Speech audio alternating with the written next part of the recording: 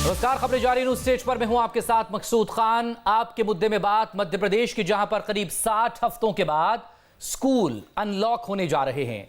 26 जुलाई से इसकी शुरुआत हो रही है।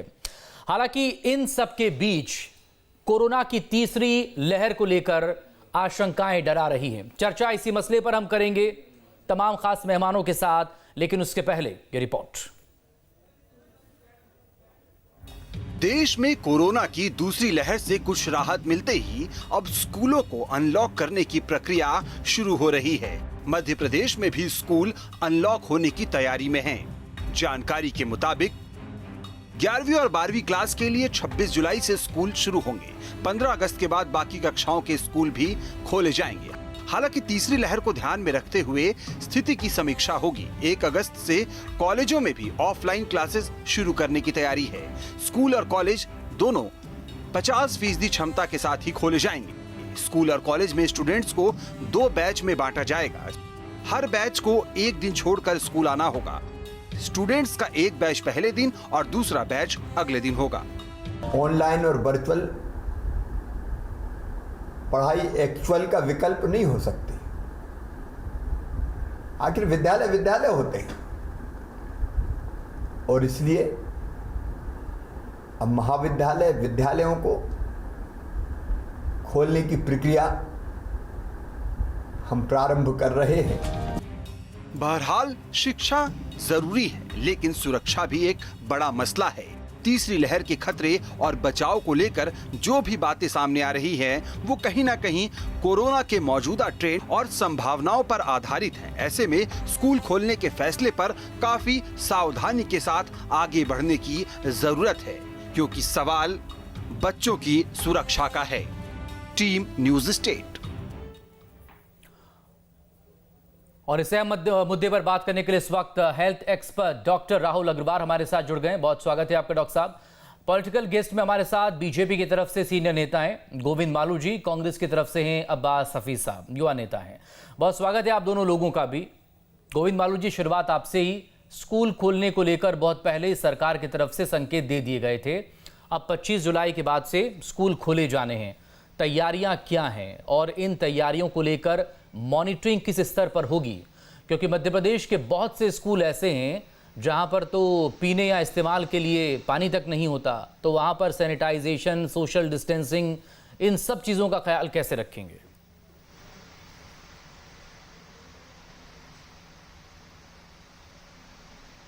सरकार ने जब ये तय किया है तो बाकी भी सुविधाएं और बाकी जो सुरक्षा के उपाय हैं वो भी सरकार ने उसके भी समुचित प्रबंध किए हैं। कोई ऐसे ही खोलकर किसी को संकट में धकेलने का इरादा सरकार का नहीं है। ठीक। लेकिन वर्चुअल और एक्चुअल में जो फर्क है, आखिर एक अनंत काल तक हम लोग 1.5 साल हो गया है। अब छात्रों को भी, विद्यार्थियों को भी तो विद्यालय का परिसर और उसकी जो एक्टिविटीज हैं उनसे दूर नहीं रखा जा सकता। लेकिन उसके लिए जो एहतियात के उपाय हैं वो सरकार अपने तरफ से पूरे कर रही है और इस बारे में विद्यालयों को भी हिदायत दे रही है कि वो इसके उपाय करें। उसकी मॉनिटरिंग भी प्रशासन हर स्तर पर करेगा। ठीक। अब्बास हफीज साहब, तैयारियां अगर बेहतर हों, देखिए 2 क्लासेस ऐसी रही हैं, चूंकि एग्जाम के वक्त में कोरोना की एंट्री हुई थी तो 2 बार जनरल प्रमोशन दिया गया है। तो बहुत से ऐसे सवाल हैं, जनरल प्रमोशन अपनी जगह, लेकिन इसका सीधा असर अगर व्यापक तौर पर हम देखें तो आने वाले वक्त पर पड़ेगा। देखिए मकसूद साहब, मेरी पार्टी सकारात्मक बात करती है हमेशा और हम सकारात्मक बात का समर्थन भी करते हैं, और अगर नकारात्मक होता है तो उसका विरोध करते हैं। बच्चों को शिक्षा मिलनी चाहिए। कांग्रेस पार्टी वो सरकार में रही है जिस सरकार ने शिक्षा के अधिकार को अधिकार बना के दिया है। और ये बात भी सही है कि वर्चुअल से ज़्यादा ज़रूरी है एक्चुअल पढ़ाई जो है सामने होकर। लेकिन क्या तैयारी इतनी है? सरकार जिम्मेदारी ले इस चीज़ की, और सरकार जिस तरह से मालू साहब कह रहे थे कि उसने तैयारियां की होंगी। अगर भविष्य के अंदर कोई भी ऐसी बात आती है जिससे हमारे बच्चों के, हमारे प्रदेश के बच्चों के स्वास्थ्य खराब होते हैं, बिगड़ते हैं, तो उसके लिए जिम्मेदार जो है वो मध्य प्रदेश की सरकार है पूरी तरह से। तो उस तरह से अपनी जिम्मेदारी को वो निभाएं। सवाल मेरा दिल में ये भी है कि शिवराज जी ने जो घोषणा की है, क्या सरकारी स्कूल्स भी खुलने वाले हैं इसके अंदर 9वीं से 12वीं? और अगर सरकारी स्कूल्स खुलने वाले हैं तो ज्यादातर जो सरकारी स्कूल्स हैं वहाँ जो शिक्षक पदस्थ है वो टीचर्स किसी दूसरे शहर के हैं। कहीं हर एक टीचर जो है अलग अलग शहरों में अपनी सेवाएं देता रहा है, जो उसकी पदस्थापना है। तो क्या वो टीचर्स यहाँ पर आएंगे, एक दूसरे जिलों में जाएंगे, क्या वो पुराने जैसे पढ़ाएंगे? इस सब के लिए क्या इंतजाम किए हैं? मुझे लगता है कि मालू साहब अगर इसके ऊपर जानकारी हमें देंगे तो बहुत सारी जो दुविधा में लोग हैं उनकी दुविधा दूर होगी। तो आज सबसे बड़ा विषय यह है कि सरकारी स्कूल्स भी खोल रहे हैं, और सरकारी स्कूल्स खोल रहे हैं तो क्या पिछली पदस्थापना के हिसाब से ही टीचर्स को बुलाया जाएगा? तो टीचर्स के लिए क्या उपाय किए गए हैं, क्या ऐसी तैयारियां हैं जिससे उनको भी दूसरी जगह रहकर वो सुरक्षित रह सकें? ये सारे सवाल उठते हैं, इनके जवाब देना चाहिए। ठीक, मालू साहब जवाब दे दीजिए।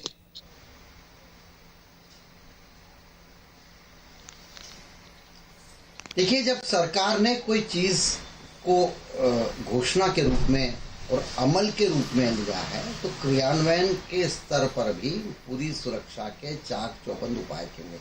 अब एक एक चीज पर तो शिक्षा विभाग पूरी तरह से उस पर जो भी उसके उपाय करना है, जो उनको सुविधाएं देना है, और जिस ढंग से पहले होता था वैसे, और उसके अलावा कोरोना के लिए जो एहतियात बरतने की बात जो दूसरों से कही जाती वो लागू करेंगे।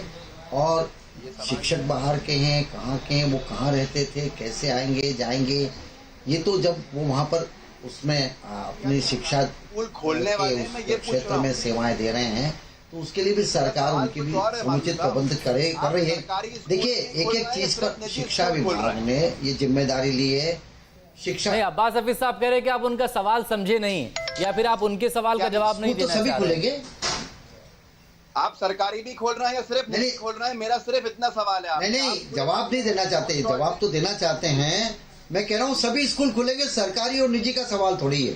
ठीक, देखिए, सरकारी और निजी का सवाल नहीं, सभी स्कूल खुलेंगे। जो जिन कक्षाओं के लिए घोषणा की है, उच्चतर माध्यमिक कक्षाओं के लिए, ऐसा कोई घोषणा नहीं दिखी है मुझे अभी तक। उच्चतर माध्यमिक कक्षाओं के लिए देखिए शंका देखिए, कांग्रेस का स्वभाव है कि आप हर बात में शंका करना। किस तरह मनोबल कम हो, लोगों का मनोबल बढ़ाने की बात करिए आप। आज चाहिए मनोबल बढ़ाने की।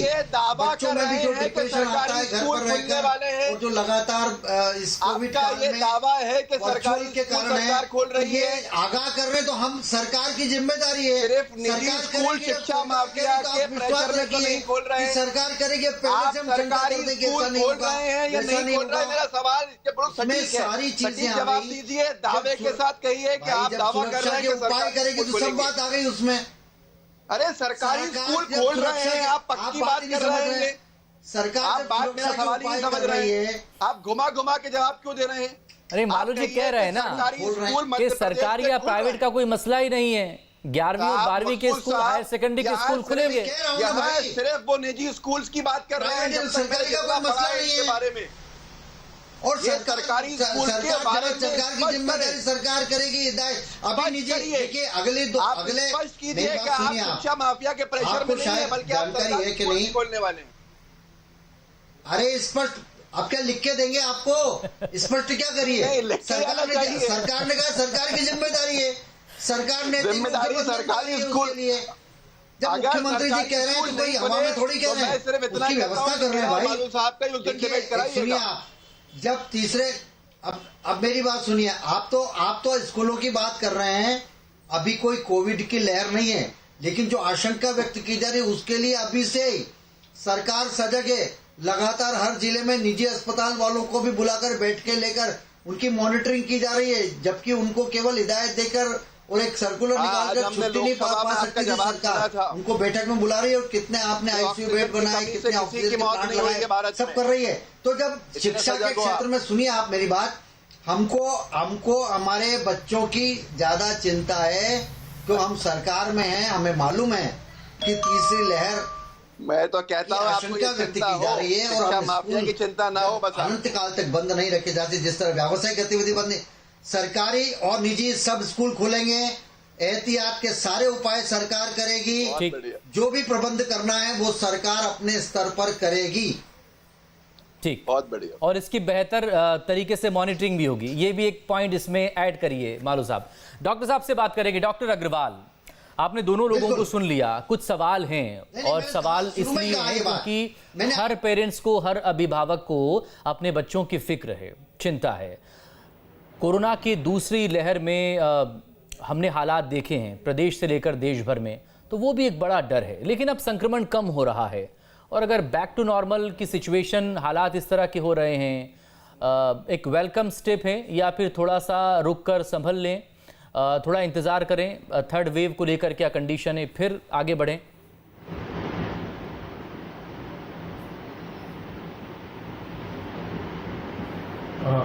देखिए अभी कंडीशन मैं कहूँगा बहुत डाइसी है अभी।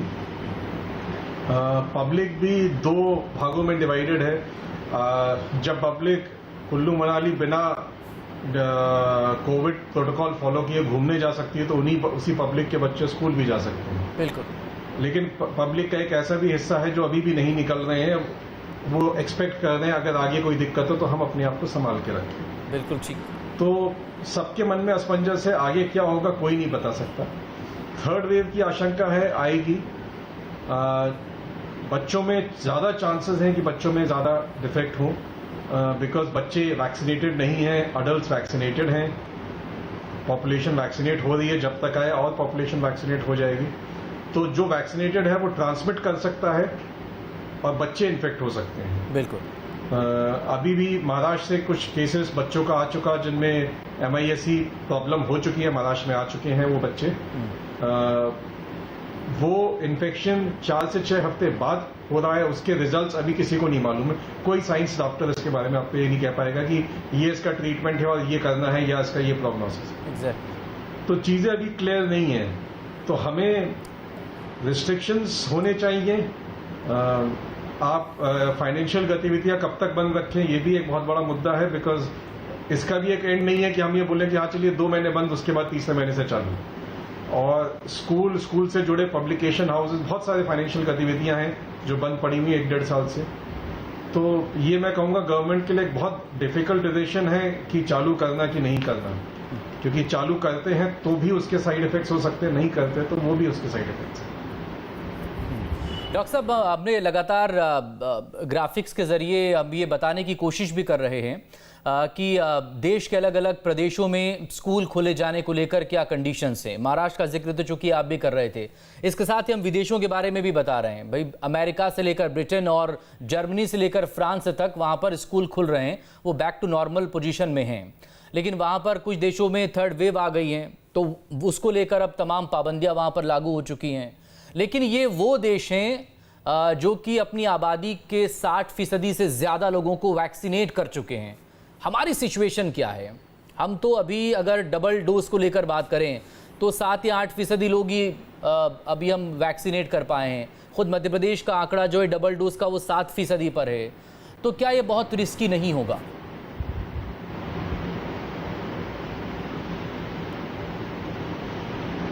देखिए परसेंटेज ऑफ पॉपुलेशन, बिकॉज आप ये भी समझे कि अपनी जो पॉपुलेशन है वो भी बहुत ज्यादा है, पॉपुलेशन डेंसिटी अपनी बहुत ज्यादा है। जो हेल्थ केयर इंफ्रास्ट्रक्चर उन कंट्रीज की जब हम बात कर रहे हैं US, जर्मनी वगैरह में, वहाँ पॉपुलेशन डेंसिटी अपने यहाँ से 1/10 से भी कम है। वहाँ का जो हेल्थ इंफ्रास्ट्रक्चर है, जो डॉक्टर पेशेंट रेशियो है, जो हॉस्पिटल बेड्स पर पेशेंट है, बहुत ज्यादा है। उन्हें उतना एक्सपेंशन की जरूरत नहीं थी। अभी कोविड में न्यूज़पेपर्स में आए, कोविड में हॉस्पिटल्स कुछ ऐसे खुल गए जिन पे बहुत क्वेश्चन भी उठे हैं, जो अभी अभी खुल भी गए हैं। बिल्कुल। हमारे पास वो इंफ्रास्ट्रक्चर नहीं है, हमारे पास वो मैन पावर नहीं है, हमारे पास वो डॉक्टर्स नहीं है, हमारे पास वो नर्सेज नहीं है, वो पैरामेडिकल स्टाफ नहीं है। आप overnight doctor, paramedical staff overnight नहीं पैदा कर सकते क्वालिटी में। बिल्कुल सही कहा। आपको वो क्वालिटी चाहिए। ये ट्रीटमेंट ऐसा नहीं है कि आपने किसी को 2 महीने सिखा दिया और खड़ा कर दिया। तो वो पॉपुलेशन डेंसिटी आप एकदम से कम नहीं कर सकते। पॉपुलेशन है अपनी कंट्री में, वैक्सीनेशन परसेंटेज कम है, तो दिक्कतें तो ज्यादा हैं। तो क्या ये रिस्की है? वो सिर्फ एग्जाम्पल के तौर पर आपको विदेशों का जिक्र करना पड़ा, बाकी देशों का। नो डाउट वो डेवलप्ड कंट्रीज हैं, बाकी और फैसिलिटीज़ को लेकर आप बात करें, लेकिन मुद्दा यही है कि वो वैक्सीनेट उनका इतना % हो चुका है और उसके बनिस्बत हमारे यहाँ वैक्सीनेशन को लेकर हाल क्या है? और बच्चे तो अभी वैक्सीनेशन के दायरे में भी नहीं आ रहे हैं, तो क्या ये उनके लिए ज़्यादा ख़तरनाक होगा? इस पर एक छोटा रिएक्शन दे दीजिए, फिर बाकी मेहमानों के पास जाऊंगा डॉक्टर साहब।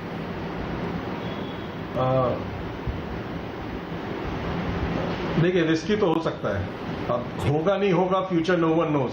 थर्ड वेव में बच्चे अफेक्ट होंगे नहीं होंगे, डर है, फ्यूचर नो वन नोज। खतरा हाँ, है, रिस्की हो सकता है। खतरा अभी टला नहीं है। मालू साहब देखिए, 7% आबादी को अभी हम फुली वैक्सीनेट कर पाए हैं मध्य प्रदेश की। बच्चे तो वैक्सीनेशन के दायरे में भी नहीं आ रहे हैं क्योंकि हम 18+ का वैक्सीनेशन करवा रहे हैं। क्या ये रिस्की नहीं है?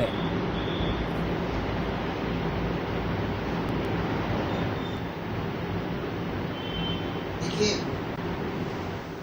सरकार सजग है और सुरक्षा के उपाय के साथ उसकी उपस्थिति कितनी होनी चाहिए इस बारे में भी उन क्लासों में, इन विद्यालयों में कितना प्रतिशत बच्चे आएंगे और उसको कैसे प्रारंभ करेंगे, इस बारे में इसलिए चिंतित भी हैं क्योंकि खतरा कोरोना का नहीं टला, ये बात सही है, लेकिन इसलिए कि हम अनंत काल तक इसको गतिविधि को बाधित कर दें, उसको विराम दे दें, ये भी संभव नहीं है। देखिए, जब वेव आती है तो किसी को कह के नहीं आती, इसका अनुमान ही लगाया जा सकता है। वैज्ञानिक लोग केवल एक उस पर एक प्रिजम्पशन, एक उनकी अपनी, लेकिन दूसरी लहर को तो हमने देखा ना मालू साहब, तो इसलिए दूसरी लहर में हम शुरू करें प्रदेश से लेकर देश भर की तस्वीरें हमने देखी। पहली लहर, दूसरी लहर को हमने देखा। मैं अब्बास हफीज के दूसरी लहर की 8 पहले आ जाती है। देखिए, जब लहर आती है, अब्बास हफीज के जिम्मेदारी वाले सवाल पर आ रहा हूँ। सरकार फिक्रमंद है, बिल्कुल सरकारों को फिक्रमंद होना चाहिए, लेकिन क्या सरकार जिम्मेदार है? चालू रहेगा, क्योंकि दूसरी लहर में प्रदेश से लेकर देश भर में हमने देखा कि अस्पतालों के अभाव में, ऑक्सीजन की कमी की वजह से लोग मर गए। सरकार ने तो कह दिया संसद में कि भाई ऑक्सीजन की वजह से कोई मरा ही नहीं है, मतलब उसने अपनी जिम्मेदारी से पल्ला झाड़ लिया। कल को क्या भरोसा सरकार फिर अपने हाथ खड़े कर दे? ऑक्सीजन, देखिए, ऑक्सीजन की कोई कमी, सरकार कोई हाथ खड़े नहीं कर रही। सरकार ने ऑक्सीजन की कमी नहीं होने दी। मध्य प्रदेश में कोई भी ऑक्सीजन की कमी से कोई मौत नहीं हुई। जिनके परिजन खत्म हुए हैं, आपको देख के उनके सरकार ने मीट आउट करके, कहीं से भी अरेंज करके और सारी मेडिकल ऑक्सीजन की व्यवस्था की। ये जब 100 आपके, अगर मान लो 50 मेहमानों की व्यवस्था, 200 आएंगे तो क्या होगा? ये तो लहर है, ये किसी का अनुमान रहता है। तो वही तो इंतजाम अभी भी है ना। फिर वो हॉस्पिटल जो आज जो 10 हैं वो 10 से 20 और 20 से 40 और 40 से 80 होने में कितना टाइम लगेगा? ये अनंत काल तक कोई भी बाधित रहकर शंका प्रकट करना जरूर है, लेकिन आप उससे अब्बास हफीज प्लीज जवाब दीजिए, मेरे पास वक्त कम है। मैंने मालू साहब मुझे बोलने दीजिए, बहुत विनती कर रहा हूँ आपसे, आपका समय पूरा हो गया, मुझे बोलने दीजिए। देखिए, ये सरकार जो है, ये सरकार अपनी जिम्मेदारी से भागने वाली सरकार है। जैसा ही मालू साहब ने कह दिया, मध्य प्रदेश में कोई खत्म नहीं हुआ है ऑक्सीजन के अभाव में। जो लोग देख रहे होंगे उनके जख्मों पे नमक लग दिया। ये सरकार, जब इससे कहा जा रहा था कि सेकेंड वेव आएगी, फोरकास्टिंग चल रही थी, दूसरे देश तैयारी कर रहे थे, हमारे यहाँ पर सत्ताधारी दल जो था, मध्य प्रदेश में हो या फिर बंगाल में हो, चुनाव में व्यस्त था और चुनाव कराने के अंदर बहुत बड़ी बड़ी भीड़ें जुटा के खुश हो रहा था। अब वो आगे तबाही हुई, वो ठीक है। जिम्मेदार कौन है? 50 की जगह 200 लाने वाला, ये भी आप जानते हैं। आखिरी बात कहूंगा वो ये है कि डॉक्टर साहब ने भी कही कि साहब बहुत ज्यादा जनसंख्या हमारे पास इसलिए, लेकिन उसके ऊपर आप देखिए तैयारियां क्या थी सरकार की। 1 साल पहले जब यहाँ ताली थाली बजवाई जा रही थी तो अमेरिका ने 400 मिलियन डोजेस का ऑर्डर प्लेस कर दिया था वैक्सीन का, जो बनने वाली थी, और यहीं पर ब्रिटेन ने, यूके ने 200 बिलियन डोजेस का ऑर्डर प्लेस किया था। जापान हमसे छोटा देश था, उसने 220 बिलियन डॉलर्स का ऑर्डर, वैक्सीन डोजेस का ऑर्डर प्लेस किया था। और हमने कितना किया? 6 महीने पहले हमने 16 मिलियन डोजेस, ये भारत की जनसंख्या के अनुपात में ऑर्डर किया गया था। ये मोदी सरकार की नाकामी, बीजेपी सरकार की नाकामी, और कहते हैं ऑक्सीजन के अभाव में कोई मौत नहीं हुई। मैं बिल्कुल इस बात को दावे से कहता हूं, कल यही कहेंगे कि स्कूल आके कोई इन्फेक्टेड नहीं हुआ था, वो तो पहले से ही इन्फेक्टेड था बच्चा। अगर हमारे एक भी बच्चे को नुकसान पहुंचा, मालू साहब, आपकी पार्टी की सरकार की ईंट से ईंट बजा देगी कांग्रेस पार्टी, जिम्मेदारी निभाइए। शंका पैदा की जा सकती है, मनोबल तोड़ना कांग्रेस का काम है। आज पूरे प्रदेश में किल्लत है वैक्सीन की, क्या कर लिया आपने? कुछ नहीं किया आपने, और आप कह रहे हैं कि आपकी जिम्मेदारी नहीं, सबकी जान कीमती है। देखिए आपने लाशों पर राजनीति की, हम जिंदगी कब देंगे आप? आज भी किल्लत चल रही है। हम आपकी जिंदगी को बचाना चाहते हैं और जिंदगी देना चाहते हैं, जिंदगी जीना चाहते हैं। ऑक्सीजन आप लोग लाशों पर राजनीति करते हैं, हम जीवन पर करते हैं। को जिंदा रखने के लिए हम आप लोग लाशों पर राजनीति करते हैं, हम जीवन पर करते हैं। आप लाशें बचाते जाइए, आप लाशें बचाते जाइए, आप लोगों को नुकसान पहुंचाते जाइए और आप कहिए कि नहीं ऑक्सीजन की कमी हो ही नहीं। इस तरह की बातें मत कीजिए मालू साहब। जिम्मेदार सरकार हो, सत्ताधारी दल हो, आप कम से कम जिम्मेदारी की बात कीजिए। जिम्मेदारी से भागने वाली सरकार नहीं चाहिए। कैसे नहीं थी ऑक्सीजन की कमी, कैसे नहीं थी? लोग क्या मॉडलिंग कर रहे थे? लोग क्या सिर्फ तस्वीरें खिंचवाने के लिए सिलेंडर अपने सर पे रख के जा रहे थे, कंधे पे लेके जा रहे थे? ऐसी बात करते हैं आप? ऑक्सीजन की लोगों का खून खोल रहा होगा इस वक्त आपको देखकर और आपको सुनकर। बताएगी जनता आपको, आप देखेंगे तो आप पूरा का पूरा भरोसा खो चुके हो। जनता को मौका मिलेगा, जनता बता चुकी है आपको दमों के अंदर, और जनता बताएगी आने वाले चुनाव में आपको। इसका अनुमान नहीं लगाया जा सकता कि कितने लोग संक्रमित होंगे। सही बात, आप तो कुछ एहतियात नहीं बरती जा सकती है। यही बात हो ना, राजनीति आ गई। ये सरकार अपनी जिम्मेदारी खो चुकी है, ये सरकार अपनी नैतिकता खो चुकी है। ये पेंडेमिक के आधार पे आपको तो इस्तीफा देना चाहिए आपकी सरकार को। और जिस तरह के हालात बन रहे हैं कोई बड़ी बात नहीं है। मध्य प्रदेश मध्यवर्ती चुनाव की तरफ जा रहा है आज आपकी की जगह नहीं थी। साहब एक फाइनल कमेंट आपकी तरफ से, और अहम सवाल है, क्या सब कुछ हमेशा के लिए बंद किया जा सकता है? कह के नहीं आती श्रीमान। और अगर हमेशा के लिए सब कुछ बंद हो जाएगा तो ये तो बड़ा संकट हो जाएगा फिर। हम तो पहले दिन से कह रहे हैं कि आपको जीवनी वापस देनी है, आपको जिंदगियां वापस लायक पिलानी है, लेकिन आप अपनी जिम्मेदारी के साथ पूरा निभाइए। इनको सिर्फ राजनीति की पड़ी है, इनको चुनाव जीतने की पड़ी है। ये जनता की सेवा तो करना ही नहीं चाहते, जनता की सुरक्षा करना नहीं चाहते। कीजिए, स्कूल खोलिए, पर पूरे प्रोटोकॉल्स का पालन होना चाहिए। ऐसा नहीं जैसे आपने बाजार खोले हैं कि आप प्रोटोकॉल की धज्जियां उड़ते हुए देखते हैं और आप कुछ नहीं कर पाते। सोनिया गांधी तो स्कूल्स में ये मत किया कीजिएगा। बड़ी मल्टी मिलियनर पॉलिटिशियन है। अरे कहाँ की बातें करने लगते हैं, कहाँ की बातें करने लगते हैं? अमित शाह जी के बेटे की बातें करूँ मैं? आप कुछ साबित कर पाए आज तक कौन मल्टी मिलियनर है? आप कुछ साबित कर पाए आज तक? रातों रात आपके नेता अमित शाह जी के बेटे करोड़पति बन जाते हैं, आप कुछ कहते हैं? इस तरह की बातें कहाँ से कहाँ ले जाते हैं पूरी चर्चा को। ऑक्सीजन की कमी नहीं हुई, जख्म में नमक छिड़कने का काम करते हैं। पूरे डिबेट में आपने एक बार भी सही बात नहीं कही है, आपने एक बार भी सच बात नहीं कही, आपने एक बार भी स्कूल की तैयारियों की बात कह तो रहे कि सरकार जिम्मेदार है। यदि कुछ होगा, अरे ये तो ये जवाब नहीं दे पाए। इंतजाम ऐसे किए गए हैं कि 50% क्षमता के साथ स्कूल खुलेंगे। दबाव में आकर निजी स्कूल खोल रहे हैं और कुछ नहीं है। सामान्य है, सरकारी स्कूल से खोलिएगा जा रहे हैं और ऑल्टरनेट क्लासेस उसमें लगेंगी। आप बैक टू नॉर्मल की तरफ जा रहे हैं। वैक्सीन तो लाइए पहले, आप बैक टू नॉर्मल की तरफ जब जाएंगे आप, जहाँ पूरे देश हमारे ज्यादा संख्या के अंदर ले चुके वैक्सीन। हम तो उतनी संख्या में नहीं ले पाए, जनसंख्या छोड़िए। वैक्सीन लग रही है, न्यूज स्टेट नहीं दिखाया कैसे भीड़ हो रही है और लोग परेशान हो रहे हैं वैक्सीन के सेंटर के ऊपर। वैक्सीन नहीं है, आपकी नजरों में सब लग रही है। भाजपा के लोग हैं, भाजपा के लोगों को आपने तो लोगों को बहुत रोकने की कोशिश की।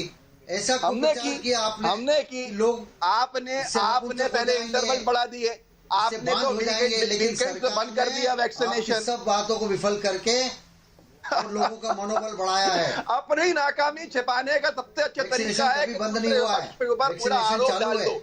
कैसे बंद नहीं हुआ? आपने सैटरडे संडे बंद कर दिया था वैक्सीनेशन मध्य प्रदेश के अंदर, आपने ऑल्टरनेट डे वैक्सीनेशन कर दिया था मध्य प्रदेश के अंदर। ऐसी वैक्सीनेशन पॉलिसी है मालू साहब, आपको जन्म लग जाएंगे वैक्सीनेट करने में लोगों को। जिस डे बंद हुआ मंगलवार की बात आप करते हैं, बच्चों का वैक्सीनेशन भी जरूरी है। एक छोटे से ब्रेक के लिए मुझे फिलहाल यहाँ रुकना होगा। बहुत शुक्रिया आप सभी लोगों का इस अहम मुद्दे पर बात करने के लिए। छोटे से ब्रेक के बाद छत्तीसगढ़ की बात करेंगे।